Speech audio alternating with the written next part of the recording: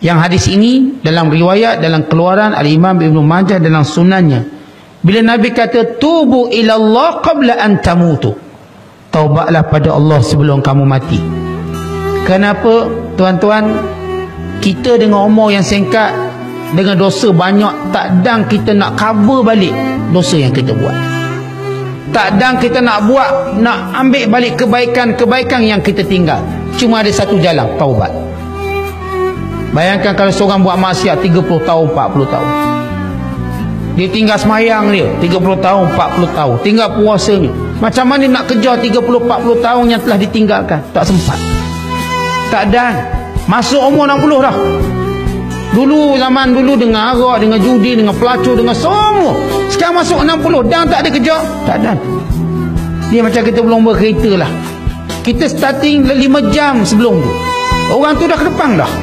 5 jam kita ditinggalkan, bawa laju mana pun tak sempat. Bawa laju mana pun. Kalau yang tadi tu naik kancil je 5 jam dia berlepas duduk pada kita. Even kita naik Ferrari tak sempat kejar.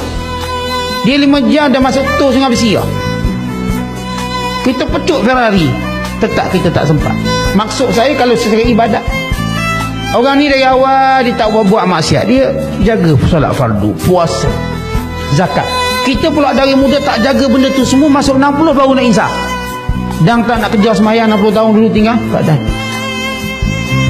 Nak bayar fidyah, Ustaz tak cukup duit bayar fidyah, pencen dah habis lah. Nak bayar balik zakat, tak cukup dah duit. Macam mana nak kejar? Satu jalan, kerana Allah pengampun, taubat. Sebab itu kata Aisyah radhiyallahu ta'ala anha, siapa nak kejar orang yang dulu, maka taubat.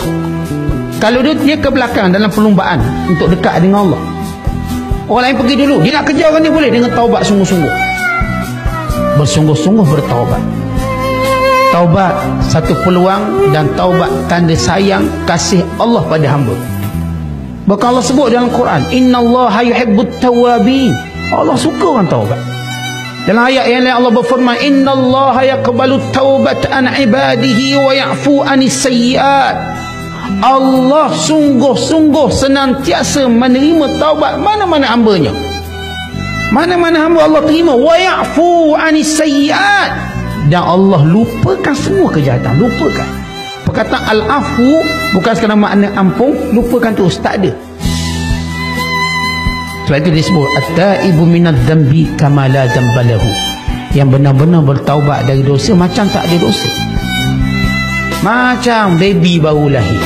Tapi dengan syarat taubat yang bersungguh-sungguh. Syarat taubat yang penuh keazaman penyesalan. Taubat yang sungguh-sungguh menyaksikan kita ingin kembali kepada Allah. Sebab itu kata Nabi, tubu ilallah qabla an tamutu. Taubat kepada Allah sebelum mana kamu mati.